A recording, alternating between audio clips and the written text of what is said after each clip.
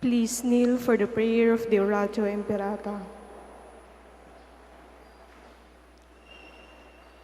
God, our Father, we come to you in our need to ask your protection against the COVID-19 that has claimed lives and has affected many.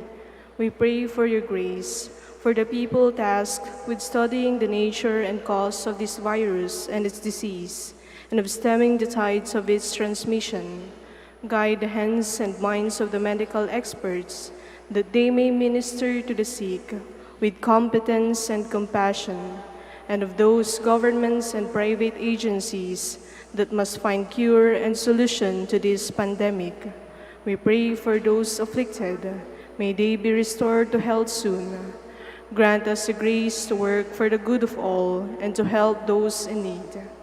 Grant this through our Lord Jesus Christ, your Son, who lives and reigns with you in the unity of the Holy Spirit, God, forever and ever. Amen. Mary, Mother Mary, help of all Christians, pray for us. Saint Raphael the Archangel, pray for us. Saint Roch, pray for us. Saint Lorenzo Ruiz, pray for us. Saint Pedro Calungsod, pray for us. Please be seated.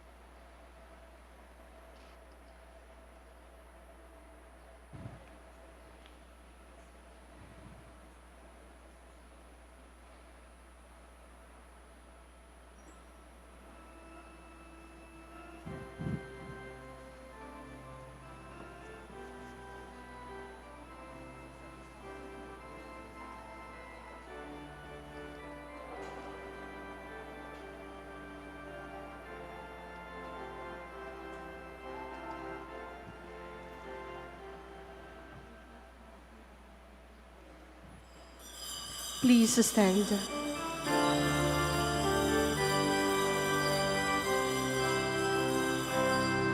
Masaya nating ipaghanda ang pagdating ng manunubos, tagapagligtas natin. Tuwirin mga landas, mga aritan ay tapusin sapagkat si Kristo'y darating. Tuwirin mga landas, mga alitan ay tapusin sapagkat si Kristo'y darating.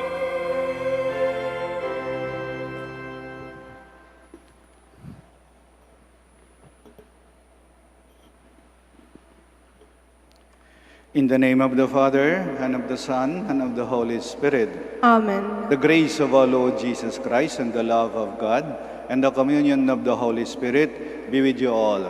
and with your spirit. Good morning. Good morning, Father. Welcome to the Shrine and Minor Basilica of Our Lady of the Rosary of Manaoag. To prepare ourselves to celebrate these sacred mysteries, we call to mind our sins and we ask God's mercy and forgiveness. In all humility, altogether we say, I confess to Almighty God and to you, my brothers and sisters, that I have greatly sinned in my thoughts and in my words, in what I have done and in what I have failed to do. To my most grievous fault. Therefore I ask Blessed Mary, ever Virgin, all the angels and saints, and you, my brothers and sisters, to pray for me to the Lord our God. May Almighty God have mercy on us, forgive us our sins, and bring us to everlasting life. Amen.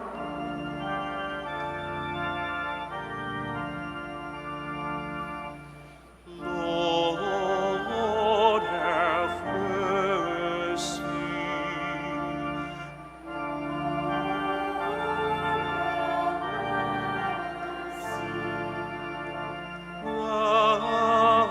Christ, have mercy.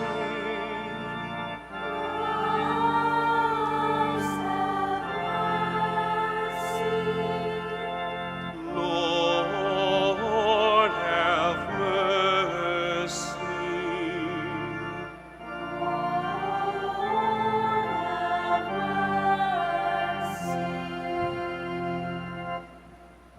Let us pray.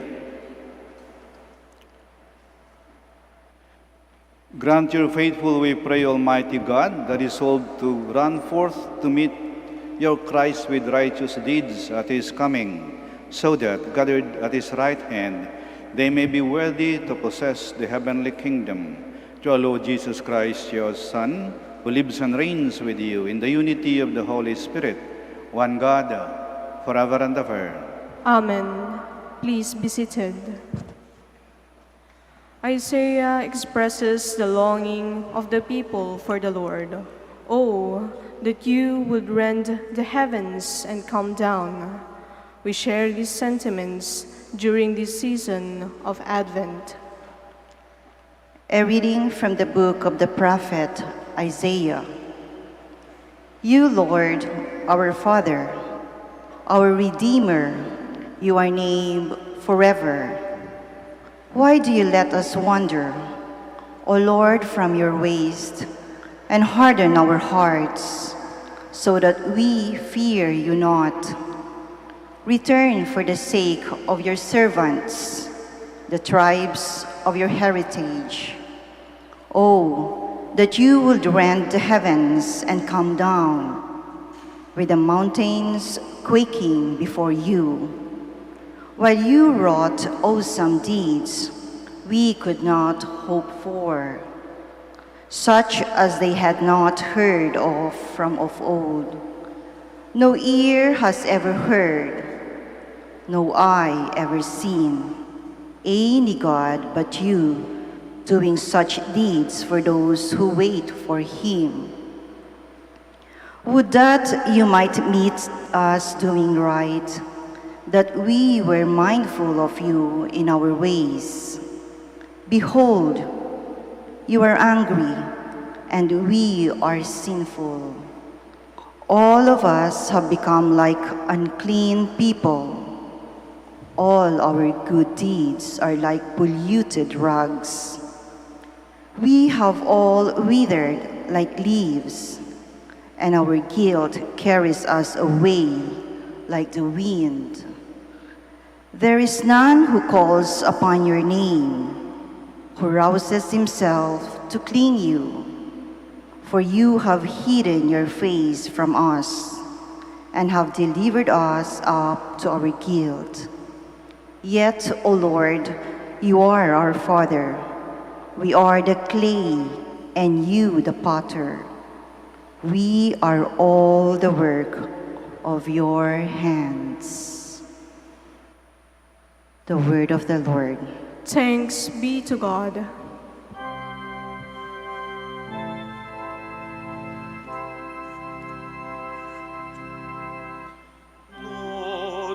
make us turn to you. Let us see your face, and we shall be saved. Lord, make us turn to you.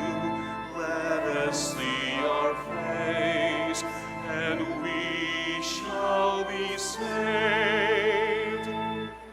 O Shepherd of Israel, hearken from your throne upon the cherubim. Shine forth, rouse your power, and come to save us. Lord, make us turn to you. Let us see your face, and we shall be saved.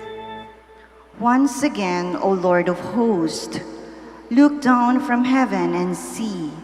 Take care of this vine and protect what your right hand has planted, the Son of Man, whom you yourself made strong. Lord, make us turn to you. Let us see your face, and we shall be saved. May your help be with the man of your right hand, with the Son of Man whom you yourself made strong. Then we will no more withdraw from you. Give us new life, and we will call upon your name. Lord, make us turn to you. Let us see your face, and we shall be saved.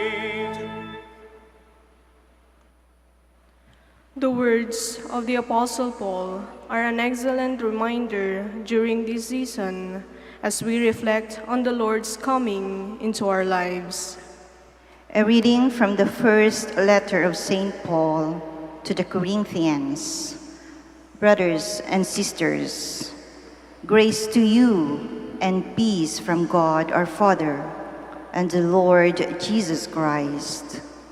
I give thanks to my God always on your account, for the grace of God bestowed on you in Christ Jesus, that in him you were enriched in every way, with all discourse and all knowledge, as the testimony to Christ was confirmed among you, so that you are not lacking in any spiritual gift, as you wait for the revelation of our Lord Jesus Christ. He will keep you firm to the end, irreproachable on the day of our Lord Jesus Christ. God is faithful, and by him you were called to fellowship with Son Jesus Christ, our Lord. The word of the Lord. Thanks be to God. Please stand.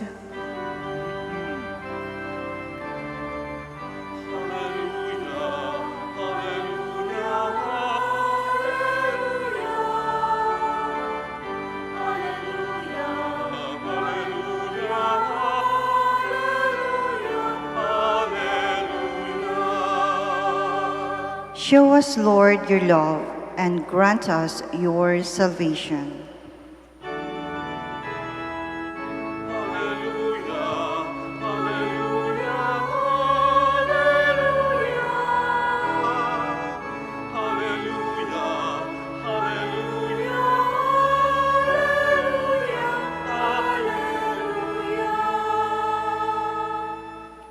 The Lord be with you. And with your spirit. A reading from the Holy Gospel according to Mark. Glory to you, O Lord. Jesus said to his disciples, "Be watchful, be alert. You do not know when the time will come. It is like a man traveling abroad. He leaves home and places his servants in charge, each with his own work, and orders the gatekeeper to be on the watch. Watch, therefore. You do not know when the Lord of the house is coming, whether in the evening, or at midnight, or a cockcrow, or in the morning. May he not come suddenly and find you sleeping. What I say to you, I say to all, watch. The Gospel of the Lord. Praise to you, Lord Jesus Christ. Please be seated.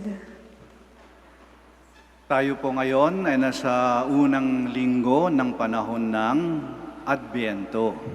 Kaya ang kulay ng kasuotan ng pare ay lila. Hindi pagluluksa, ngunit paghahanda. Kasi yan ang diwa ng panahon ng Adbyento. Paghanda sa pagdating ng Panginoon. Kaya ang sinabi ng Ebanghelyo, maghanda kayo. Be watchful, be alert, be prepared. Maghanda kayo. Darating ang Panginoon.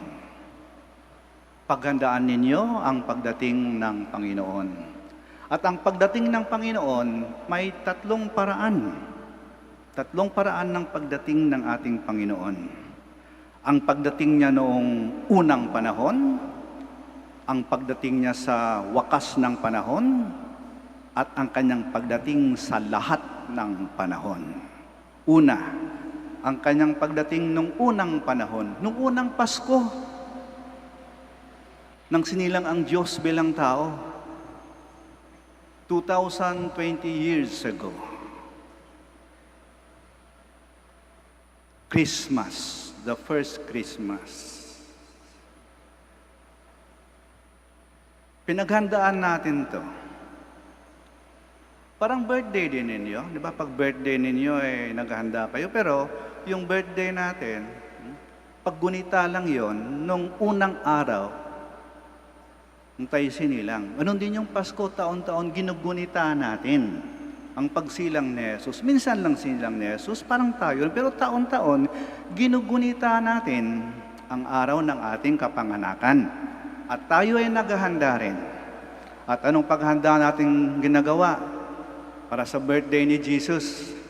Ito, may mga Christmas decorations, Christmas songs, iba may early Christmas shopping, iba naghanda na ng Christmas party, naghintay ng Christmas bonus, nagpaplano na para sa Christmas vacation, Christmas reunion, naghanda na para sa simbang gabi. Pero, dahil sa ating kalagayan ngayon, dahil sa ating sitwasyon, dahil sa pandemyang ito, maraming magbabago. Maraming mag-iiba. Maraming mawawala. Yung ating kinagis ng ginawa noon. Maring mawala ang mga to.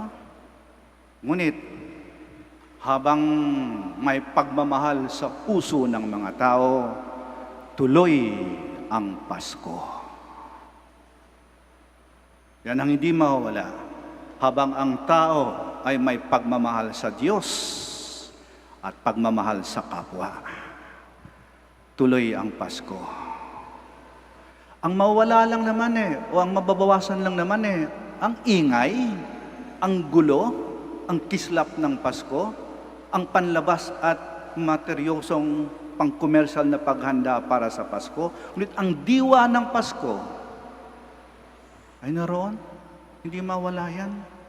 Ang Diyos ay naging tao upang ang tao ay maging katulad ng Diyos. Napakadakila ng pagmamahal ng Diyos sa tao. Naging tao siya. Yan ang diwa ng Pasko. At ang hindi mawala. Ang anumang pagdiriwang o pagsasaya, kapag kawalang diwa, ay pagsasayang. Siguro paraan to ng Diyos para imulat at ibalik sa atin ang tunay na diwa ng Pasko. Kaya ating paghandaan ang diwa ng Pasko. Ang pagmamahal, ang pag-asa, ang pagkakaisa. Wala ng lahat, wag lang yan. Pangalawang paghahanda, paghanda sa ikalawang pagdating ng ating Panginoon, ang kanyang pagdating sa wakas ng panahon. Ito medyo madugo to, kasi yung pagdating ni Jesus noong unang panahon, medyo masaya. Pasko Christmas pero ang kanyang pagdating sa wakas ng panahon, ano to? Ito ang katapusan ng mundo o katapusan ng ating buhay. Medyo nakakatakot. Ang unang Pasko ay nagdala ng saya. Itong pangalawang pagdating ng Panginoon, nagdadala ng pangamba. Kasi noong unang Pasko, ang Diyos dumating bilang isang sanggol. Ang cute-cute, nakakatuwa. Kaya masayang-masaya tayo. Pero sa ikalawang pagdating, darating siya bilang isang hukom. Huhusgahan tayo. Magtutuos tayo. Ang mga mabubuti, bibigyan ng gantimpala. Ang gumawa ng masama, ito ang parusa.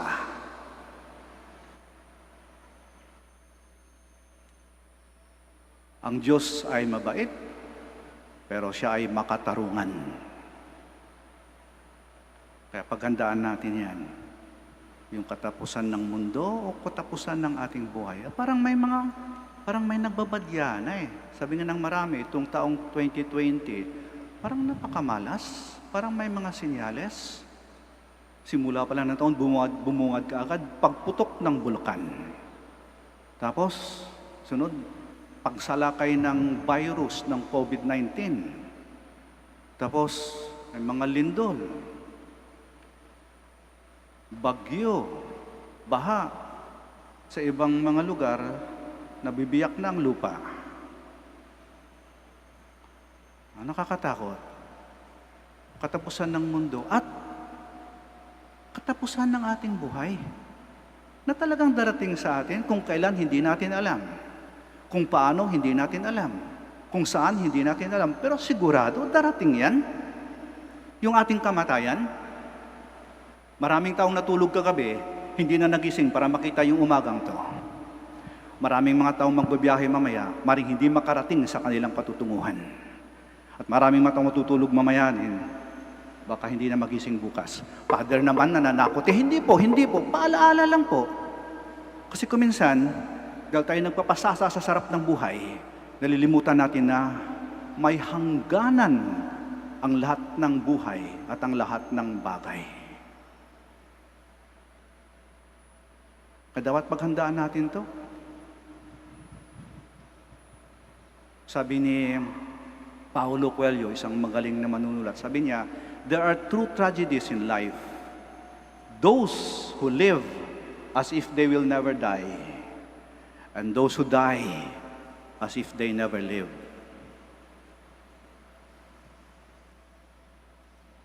Paghandaan natin ang pangalawang pagdating ng Panginoon. At paano? How do we prepare for a good and a holy death? Tinuro na to sa atin ng mga bata pa tayo Basic catechism to Yung tanong, how do we prepare for a good and a holy death?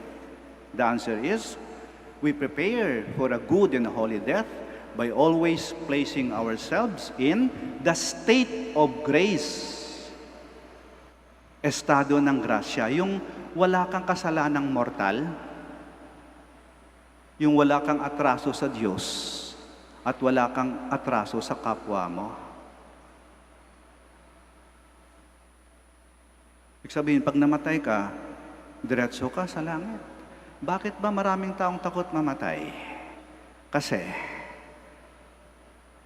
hindi nila alam kung saan sila pupulutin pag dumating na si kamatayan. Kaya nakakatakot. Pero, para sa mga taong malinis yung konsensya ko, nakapagkumpisal ako, wala akong kasalanang mortal, wala akong dapat katakutan, kahit anong oras, kahit sa sandaling ito, dumating Panginoon, handa ako. Ayan, pangalawang pagdating ng ating Panginoon, dapat nating paghandaan. Hindi natin alam kung kailan, Hindi natin alam kung saan, hindi natin alam kung paano, pero sigurado, darating at darating yon. At ang pangatlong pagdating ng ating Panginoon, ito ay kanyang pagdating sa lahat ng panahon, sa bawat sandali, sa bawat oras. Kahit sa mga sandaling ito, dumarating ang Panginoon. Habang nagsisimba kayo, habang nagsalita ako, nakikinig kayo, dumarating ang Panginoon. Kaya huwag kayong tutulog-tulog, ha?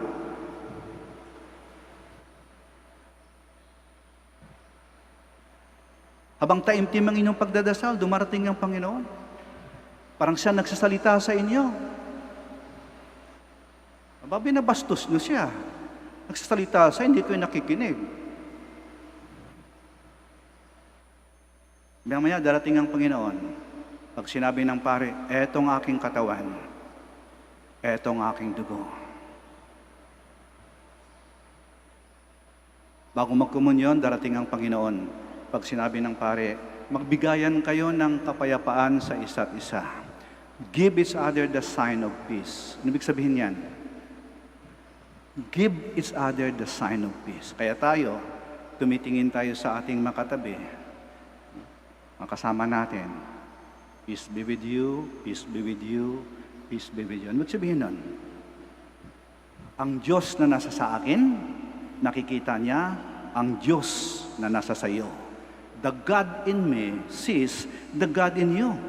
That's why we bow down our head, sapagkat nasa Kanya si Jesus. Peace be with you. Nasa Kanya si Jesus, peace be with you.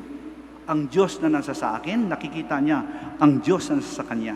At ang Diyos na nasa sa Kanya, nakikita niya ang Diyos na nasa sa akin. Pagdating ng komunyon, pag sinabi ng pare, katawan ni Kristo, dumarating sa atin si Jesus sa anyong tinapay, pagkain ng ating kaluluwa. Eh pag sinabi ng pare, katawan ni Kristo, ang sagot natin ay, Amen. Ano ibig sabihin ng Amen? Opo, naniniwala ako ng aking kinakain ay ang katawan ni Kristo na pagkain ng aking kaluluwa. Maya-maya, paglabas nyo ng simbahan, pagkatapos ng misa, may makasalubong kayong pulubi, mga taong humihingi ng awa.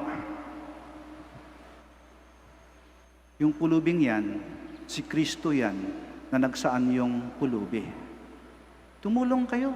Di ba yan yung gospel last Sunday? Ako'y nagugutom, pinakain niyo ako. Ako'y nauuhaw, pinainom niyo ako. Ako'y humingi ng awa, tinulungan niyo ako. Pagdating sa bahay, nandun yung pamilya mo, nandun yung mga anak mo, nandun yung magulang mo, nandun yung asawa mo, nandun yung kapatid mo. Pagpakita ka ng pagmamahal, nandiyan si Kristo sa kanila.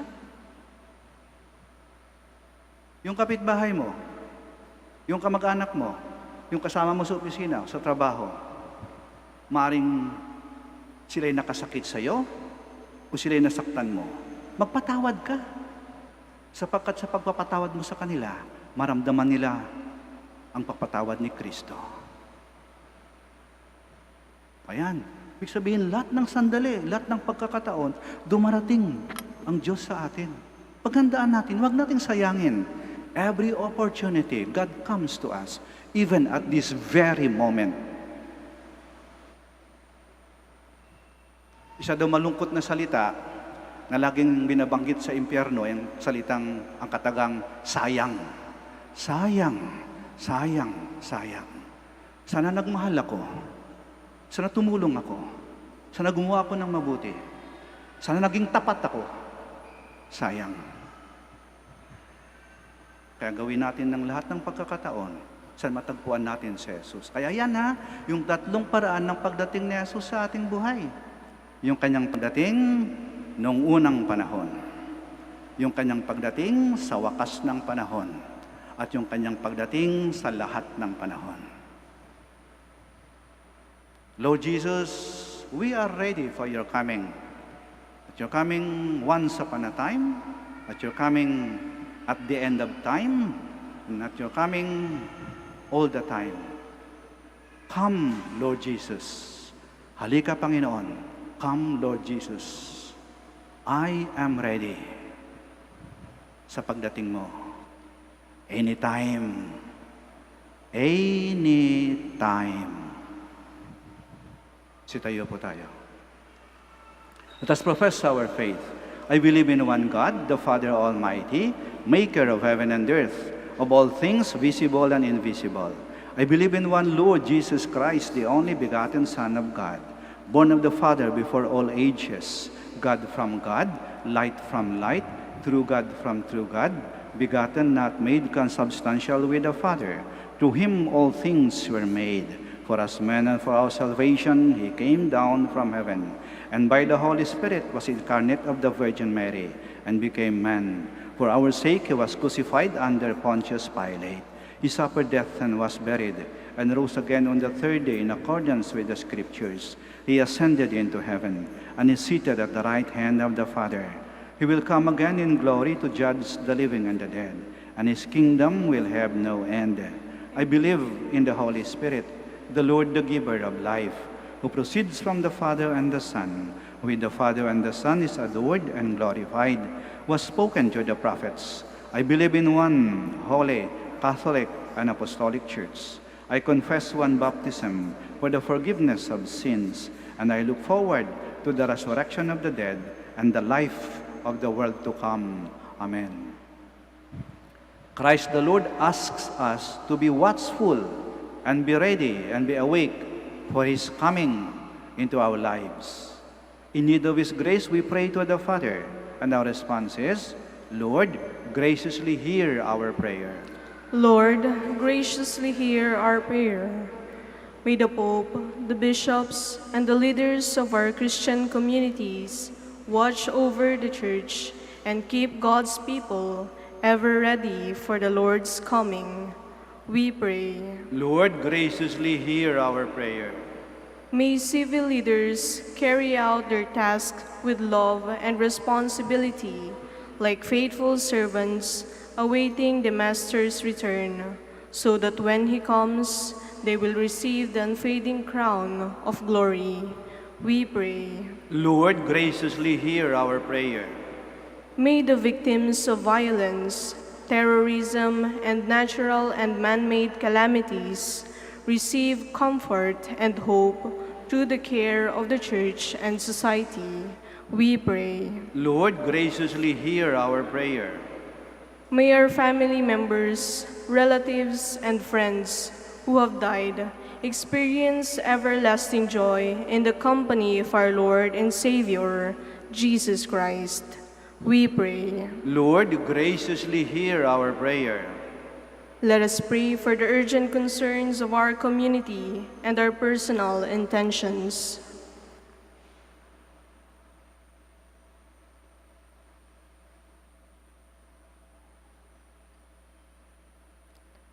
We pray. Lord, graciously hear our prayer. Father, we eagerly wait for the coming of your Son. Strengthen us by the inspiration of the Spirit, and make us watchful and prayerful. You who live and reign forever and ever. Amen. Please be seated.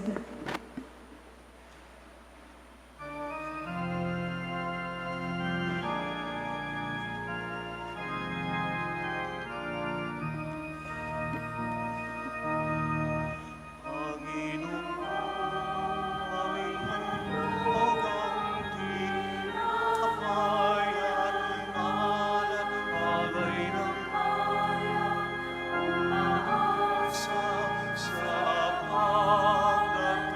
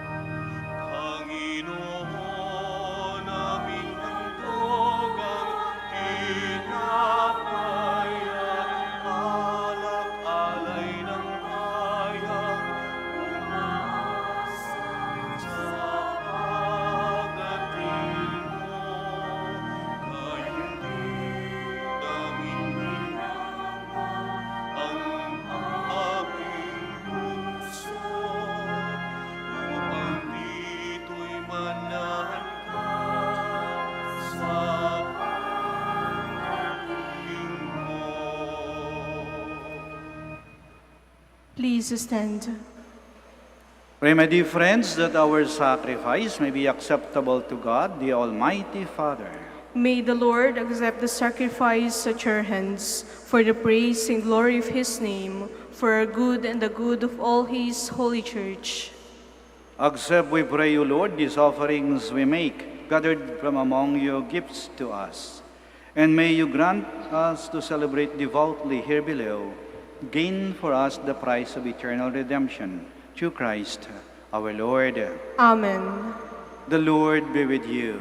And with your spirit, Lift up your hearts. we lift them up to the Lord. Let us give thanks to the Lord our God. It is right and just. It is truly right and just, our duty and our salvation, always and everywhere to give you thanks, Lord Holy Father, Almighty and eternal God, through Christ our Lord. For he assumed at his first coming the lowliness of human flesh, and so fulfilled the design you formed long ago, and opened for us the way to eternal salvation, that when he comes again in glory and majesty, and all is at last made manifest, we who watch for that day may inherit the great promise, in which now we dare to hope. And so with angels and archangels, with thrones and dominions, and with all the hosts and powers of heaven, we sing the hymn of your glory, as without end we acclaim.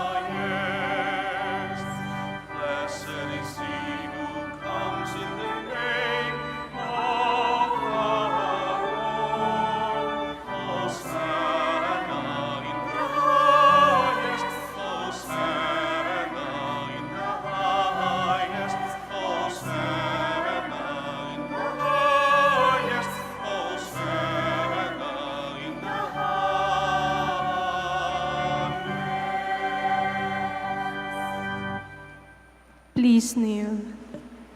You are indeed holy, O Lord, the fount of all holiness.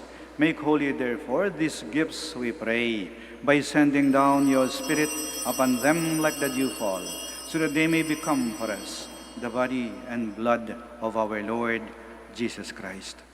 At the time he was betrayed and entered willingly into his passion, he took bread, and giving thanks, broke it, and gave it to his disciples, saying, "Take this, all of you, and eat of it, for this is my body, which will be given up for you."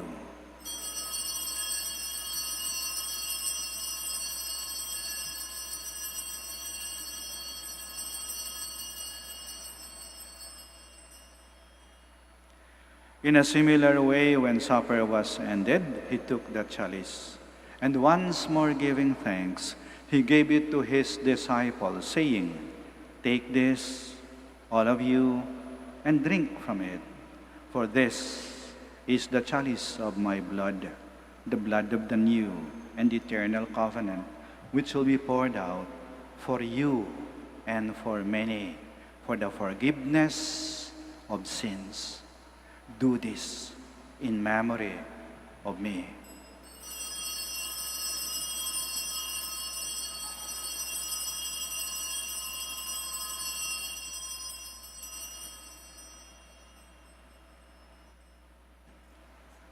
The mystery of faith.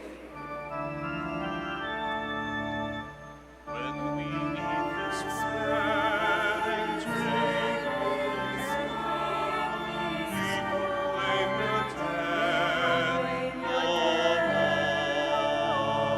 until you come again. Therefore, as we celebrate the memorial of his death and resurrection, we offer you, Lord, the bread of life and the chalice of salvation, giving thanks that you beheld us worthy to be in your presence and minister to you. Humbly we pray that partaking of the body and blood of Christ, we may be gathered into one by the Holy Spirit. Remember, Lord, your church spread throughout the world, and bring her to the fullness of charity, together with Francis, our Pope, Socrates, our Archbishop, Fidelis, his auxiliary bishop, and all the clergy. Remember also our brothers and sisters who have fallen asleep in the hope of the resurrection, and all who have died in your mercy. Welcome them into the light of your face. Have mercy on us all, we pray, that with the Blessed Virgin Mary, Mother of God, with Blessed Joseph, her spouse, with the blessed apostles, and all the saints who have pleased you throughout the ages, we may merit to be co-heirs to eternal life, and may praise and glorify you to your Son, Jesus Christ. Through him, and with him, and in him, O God, Almighty Father, in the unity of the Holy Spirit, all glory and honor is yours forever and ever.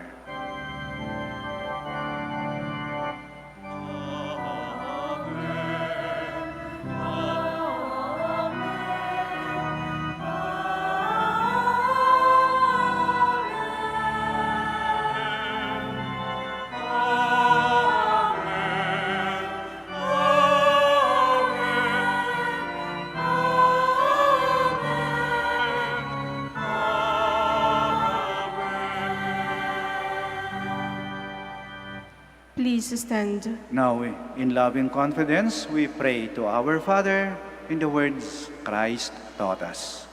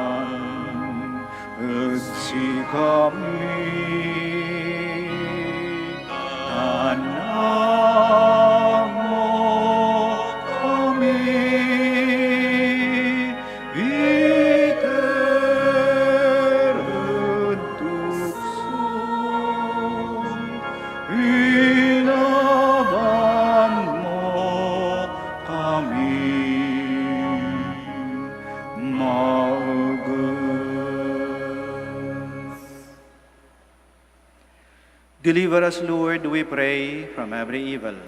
Graciously grant peace in our days, that by the help of your mercy, we may be always free from sin and safe from all distress, as we await the blessed hope and the coming of our Savior, Jesus Christ. For the kingdom, the power, and the glory are yours, now and forever. Lord Jesus Christ, who said to your apostles, "Peace I leave you, my peace I give you," do not look on our sins, but on the faith of your church, and graciously grant her peace and unity, in accordance with your will, who live and reign forever and ever. Amen. The peace of the Lord be with you always. And with your spirit. We offer each other the sign of peace. Peace be with you. Peace be with you. Peace be with you.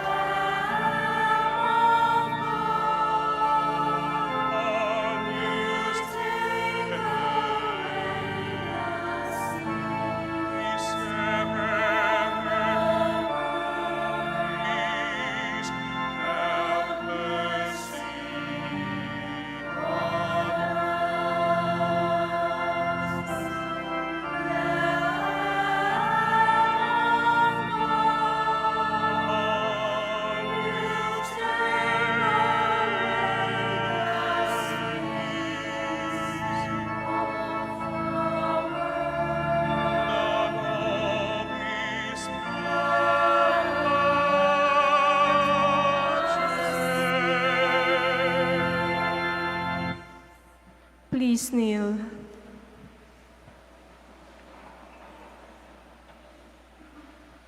Here is Jesus Christ, the Lamb of God, who takes away the sins of the world. Blessed are those called to the supper of the Lamb. Lord, I am not worthy that you should enter under my roof, but only say the word, and my soul shall be healed.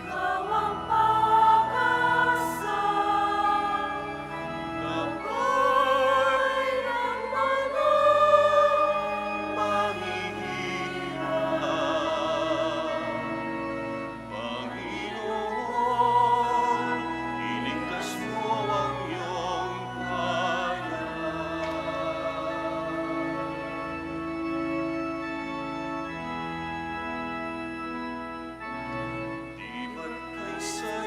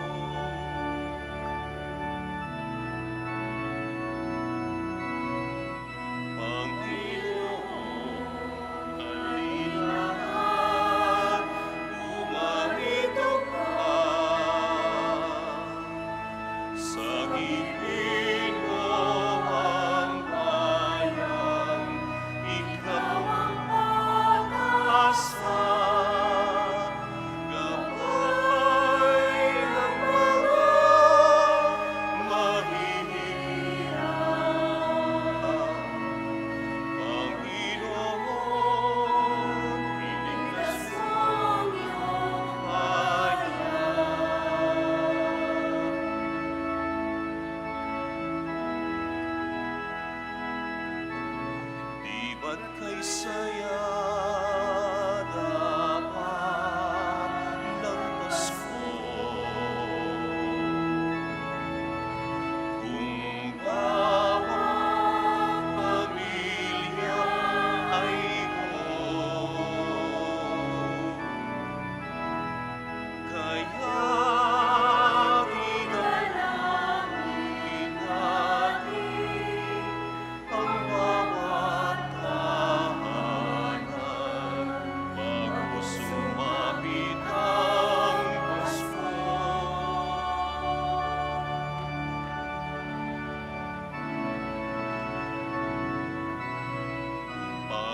Panginoon, halina, humarito ka. Sa gipit mo ang bayan, ikaw ang pag-asa na may mahihirap.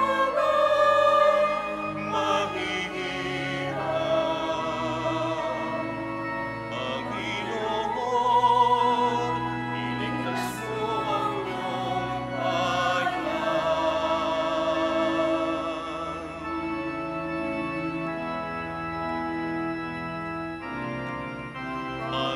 Panginoon, halina, humarito ka. Sa gipin mo ang bayan, ikaw ang pag-asa na may mahihirap. Panginoon, iligtas mo ang iyong bayan.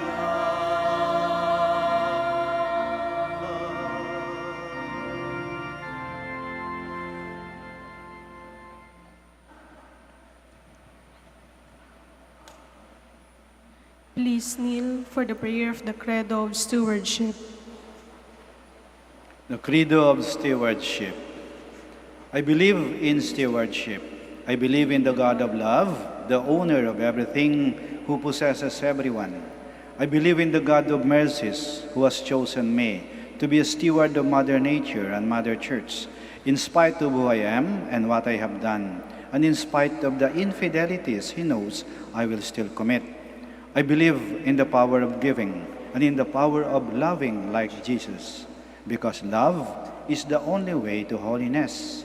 Giving is the best proof of loving, and perfect renunciation leads to unlimited fruitfulness.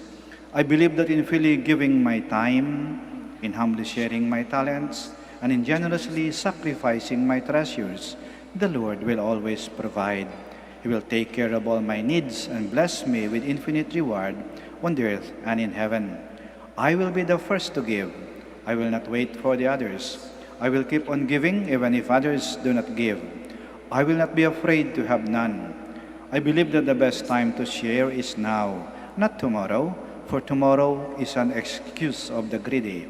I will keep my needs and wants simple and few, for I believe that in reducing selfishness, I will grow in happiness and holiness.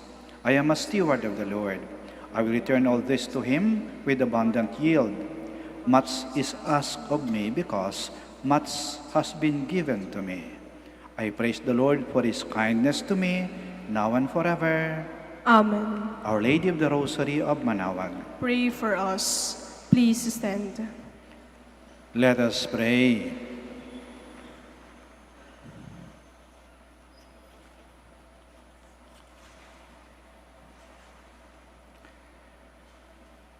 May these mysteries, O Lord, in which we have participated, profit us, we pray. For even now, as we walk amid passing things, you teach us by them to love the things of heaven and hold fast to what really endures, through Christ our Lord. Amen. Maraming salamat po sa inyong pagdalo at pakikiisa sa banal na misa. Mag-ingat po kayo sa pag-uwi at naway lagi po kayong pagpalain ng ating Panginoon at ng ating mahal na Ina. Hanggang sa muli po. The Lord be with you. And with your spirit. May Almighty God bless you, the Father, the Son, and the Holy Spirit. Amen. Our celebration of the Mass is ended. Go to love and to serve the Lord. Thanks be to God. Prayer for the blessing of the sick. God, our Almighty Father, by your blessing, you give us strength and support in our sickness. Turn with kindness toward our sick brothers and sisters. Free them from all sickness and restore them to good health. Through the intercession of Our Lady of the Rosary of Manaoag, we ask this through Christ our Lord. Amen. Prayer for the blessing of religious articles. Yung may mga pabibindisyonan po, mangyari po lamang na itaas yung mga pabindisyonan po ninyo at wag na po kayong umalis sa inyong mga kinaroroonan. Kami na po ang lalapit sa inyo. Prayer for the blessing of religious articles. In memory of the mysteries of the life, death, and resurrection of our Lord Jesus Christ, and to the honor and glory of the Blessed Virgin Mary, Mother of Christ and Mother of the Church, Our Lady of the Rosary of Manaoag, may these rosaries, candles, images, oil, scapulars, crucifix, and other articles of devotion be blessed and made holy. In the name of the Father, and of the Son, and of the Holy Spirit. Amen.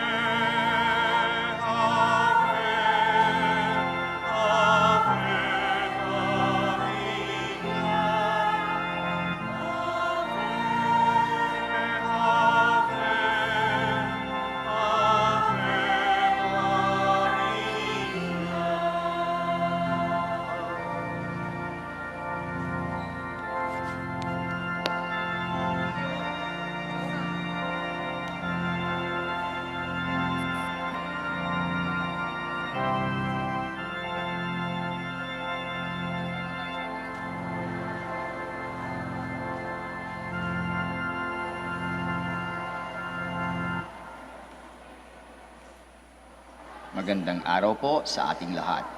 Panatilihin po natin ang physical distancing at siguraduhing maayos ang pagsuot ng ating face mask. Maraming salamat po sa pagbisita ninyo sa Minor Basilica of Our Lady of the Rosary of Manaoag.